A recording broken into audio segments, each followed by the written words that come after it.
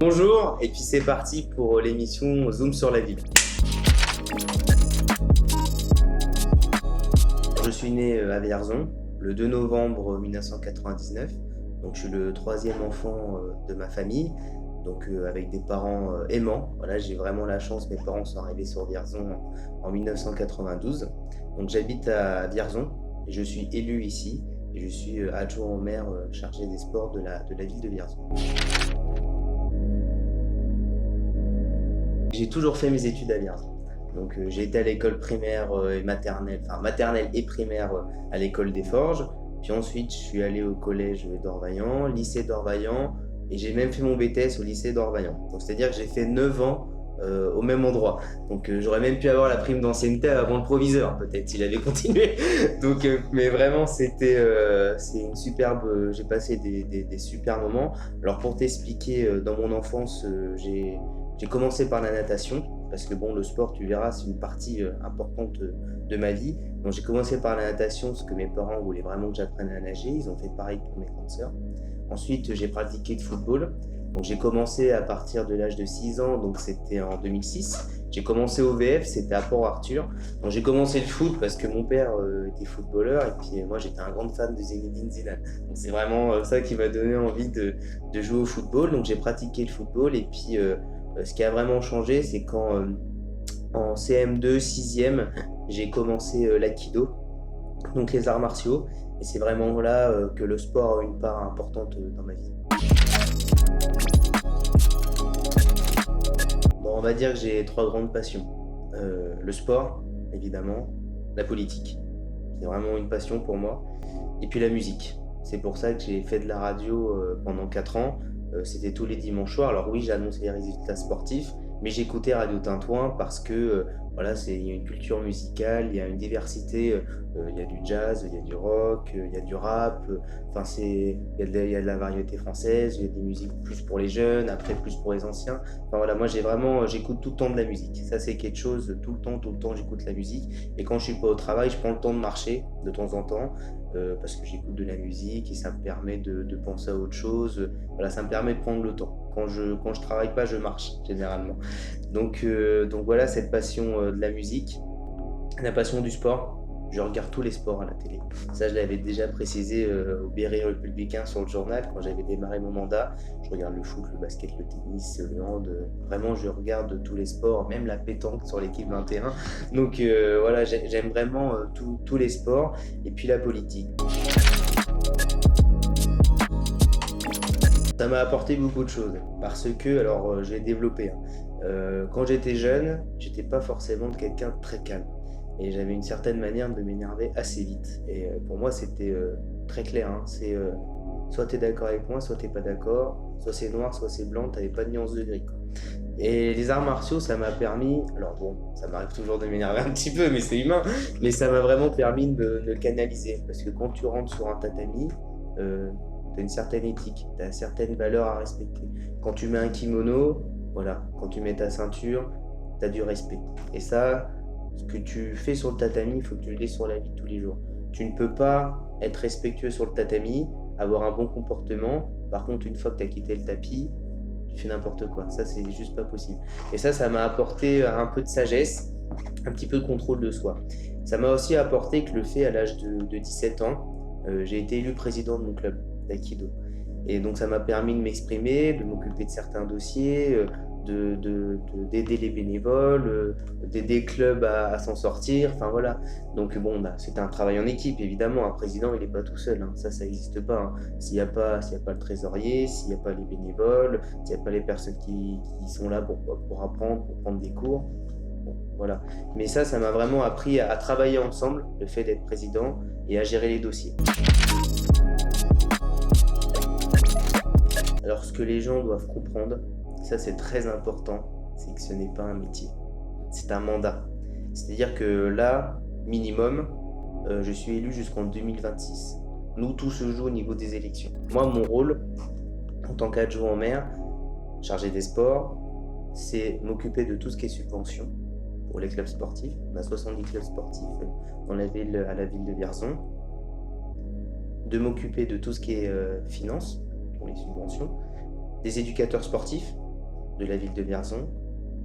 La partie administrative, donc c'est là, il y a le service des sports qui est au premier étage du musée Rolina qui s'occupe de tout ce qui est administratif, toutes les demandes des clubs, etc. Et le plus important, c'est d'être présent quand on est adjoint au maire chargé des sports. Il faut vraiment être présent pour les manifestations sportives. Donc vu qu'on a 70 clubs, comme je disais précédemment, évidemment on est pris tous les week-ends, il faut aller au match de foot, de rugby, de hand, de basket, il faut aller voir le club de gym, il faut aller voir le ping-pong. En plus là ils ont leur nouvelle salle, salle du Cavalier, enfin c'est tout ça quoi. Il faut être adjoint au maire chargé des sports, il faut être présent. Mon meilleur souvenir, ça restera ma ceinture. Parce que j'ai toujours pratiqué les arts martiaux avec mon père. Il m'a toujours poussé, mais dans le bon sens, hein, il m'a toujours poussé pour arriver à cette ceinture noire, pour pratiquer l'aïkido, et j'y suis arrivé. Et ça restera mon meilleur souvenir sportif, c'est la cérémonie quand j'ai reçu ma ceinture noire. Parce que je sais que c'est énormément de travail, et ce qui est incroyable dans les arts martiaux, c'est que quand on est ceinture noire, c'est là qu'on commence réellement le sport. C'est pas la fin, quoi. Donc ça restera mon meilleur souvenir. Mon meilleur souvenir en politique, ça restera quand on a gagné les élections municipales en 2020. Voilà, c'est là où vraiment ma vie politique a commencé. Ma meilleure expérience en politique, c'est quand récemment j'ai fait le discours, le meeting de Nicolas Sansu pour les élections législatives à la salle Madeleine-Sologne. Ça restera mon meilleur souvenir, parce que prendre la parole, parler politique, c'est tout ce que j'aime, et pouvoir m'exprimer devant 400-500 personnes, voilà, ça a vraiment été un moment très important. Après, mon pire souvenir en politique, localement, j'ai pas eu de mauvaises expériences ou de mauvais souvenirs, mais nationalement, j'ai eu 2 mauvais souvenirs. Bon, après, j'étais pas maître de la situation, c'était en 2017. Alors déjà j'étais mineur, donc j'ai pas pu voter, donc pour moi c'était dommage que depuis tout petit je m'intéresse à la politique, vu que chez moi mon père a des amis de gauche, j'ai toujours entendu des discours de gauche, et en 2017 j'ai eu un espoir, c'est-à-dire que j'étais en terminale, Jean-Luc Mélenchon son score augmenté, il était parti à 6%, et puis petit à petit on voyait sur les journaux et à la télé qu'il était à 13, 14, 15. Puis je me suis dit, il y a un espoir, peut-être que les gens vont prendre conscience, et je pense que la France insoumise peut gagner, quoi. Bon, bah, du coup, on connaît le résultat. Macron-Le Pen au 2e tour. Et la plus grande déception, c'est 5 ans après, c'est vraiment le coup de massue. Où là, je suis vraiment engagé politiquement. Là, j'ai pu voter. Là, j'ai pu convaincre certaines personnes à mon échelle, à mon niveau. Et résultat, bah, on se retrouve avec le même 2e tour. Je vais être très direct. Ceux qui ne connaissent pas l'histoire, ils sont réellement condamnés à la revivre. Je n'ai aucune confiance en ces gens-là. Et alors je sais qu'il y a des fâchés qui ne sont pas fachos, mais il faut que ces fâchés, nous, on les convainc de venir, de voter pour nous, pour eux, pour qu'ils aient des meilleures conditions de vie. Parce que la difficulté, c'est qu'aujourd'hui, quand on est dans la misère, quand on est malheureux, quand rien ne va, on s'en prend plutôt à la personne qui touche le RSA ou qui a notre métier. Ou... Non, c'est pas ça. L'ennemi aujourd'hui, c'est pas l'immigré. L'ennemi, il est financier aujourd'hui. Tu verras, donne plus de pouvoir d'achat aux gens qui vivent. Et tu verras qu'ils seront moins malheureux et qu'ils seront plus tolérants. Avant de regarder ce qui se passe en bas, regardons ce qui se passe en haut. Jean-Luc Mélenchon. C'est vraiment le personnage qui m'a inspiré. J'ai lu tous ses livres, j'ai vu presque toutes ses interventions. Quand il passe à la télé, soit je regarde en replay. Enfin, vraiment, c'est un personnage, sincèrement, qui m'a inspiré. Il n'aura jamais gagné les élections présidentielles, mais au moins, je trouve qu'il a rapporté une certaine dynamique à la gauche. Je trouve que la nouvelle Union populaire, écologique et sociale législative, il faut que ce soit quelque chose qui perdure dans le temps. C'est-à-dire aujourd'hui, pour les élections présidentielles, quand je vois que la France insoumise et le Parti communiste ne se sont pas mis d'accord, alors il y a des torts des 2 côtés, il y a des raisons des 2 côtés, mais c'est dommage, parce que vraiment je pense que l'union fait la force, et je sais qu'ensemble, plus tard, on va y arriver. Quand je vois que pour les élections présidentielles, les 18-24 ans ont voté pour Jean-Luc Mélenchon, pour la gauche, bah moi ça me donne espoir pour l'avenir. Et je me dis, un jour, on gagnera, on y arrivera, et les gens vivront mieux qu'aujourd'hui, vivront bien. La politique, c'est très important pour moi, et ça, je l'ai eu grâce à mes parents, surtout grâce à mon père. parce que mon père, il est communiste et fait partie d'un syndicat, la CGT. C'est vraiment lui qui m'a donné des valeurs de camaraderie, de tolérance, de justice. Et puis, il m'a donné une certaine vision de la société. C'est-à-dire que moi, aujourd'hui, on est en 2022. Et j'en ai ras-le-bol de voir certains qui dorment dehors, certaines personnes qui n'arrivent pas à se nourrir, d'autres qui n'arrivent pas à finir la fin du mois. Enfin là, moi, c'est toute cette injustice que j'en ai marre. Et ça, je l'ai vraiment eu grâce à mon père. J'ai beaucoup parlé de mon père, mais j'aurais pu parler aussi de ma mère. Quand même, ma mère, elle s'est occupée de 3 enfants. Et ça restera ce qu'il y a de plus fort. Bien, ma mère, elle a été mère au foyer, donc j'ai toujours pu manger grâce à elle. Quand je rentrais chez moi le midi, je mangeais. J'ai toujours eu des vêtements repassés.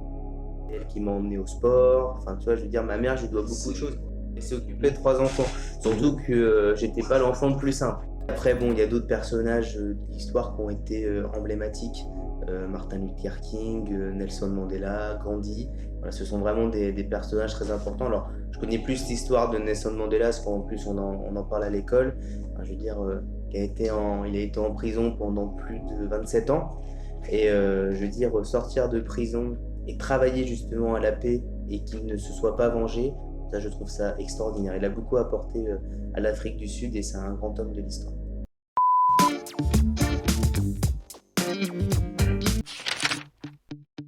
Ah, plutôt musique. Ouais, plutôt musique. Plutôt variété, parce que mon père m'a aussi donné la passion des années 80. Aucun des deux. Je dirais plutôt poisson, parce qu'il y a un avantage, ça salit pas la maison. Le midi, c'est plus simple, on prend un petit sandwich, puis hop, c'est reparti après pour le travail. Après un petit moment, un petit restaurant, de temps en temps, c'est sympa. Alors, à pratiquer, je dirais plutôt Aikido, ça c'est sûr et certain. Par contre, évidemment, à regarder à la télé, plutôt foot. Plutôt mer, parce que c'est apaisant, sauf quand c'est blindé de monde. Ah, Vierzon! Ah ouais, sans aucun doute, plutôt Vierzon. Ah, plutôt sport. Je préfère pratiquer le sport que d'être devant ma télé en train de jouer. Mais bon, les deux sont sympas.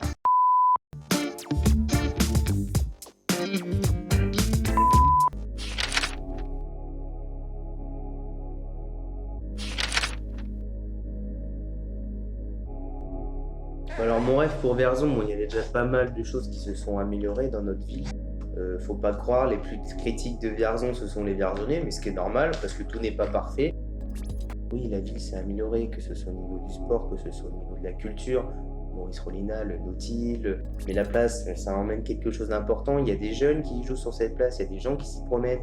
En parlant de promenade, le canal à vélo, ça c'est quelque chose, c'est parfait pour se promener le week-end ou même pour pratiquer une activité sportive. Et puis bon, plus tard, on a d'autres projets, j'en avais déjà parlé dans une précédente interview, mais là c'est en train d'être fait, la rénovation du gymnase Albert Camus.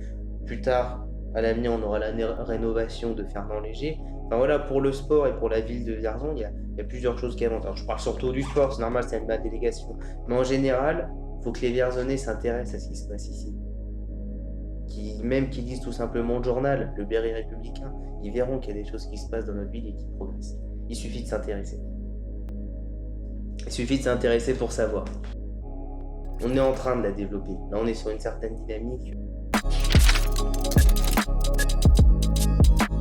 Mon rêve, alors je sais que ça ne se réalisera pas, c'est pour ça aussi ça peut être un rêve, ça serait la paix sur le monde. Qu'il y ait des guerres, je trouve ça hallucinant. Je veux dire, déjà la vie elle est courte, donc en plus si on fait la vie pour se taper dessus, pour avoir peur tous les jours, moi je suis pour qu'on vive ensemble, peu importe ta religion, peu importe ta couleur de peau, peu importe d'où tu viens, le plus important c'est qu'on vive ensemble.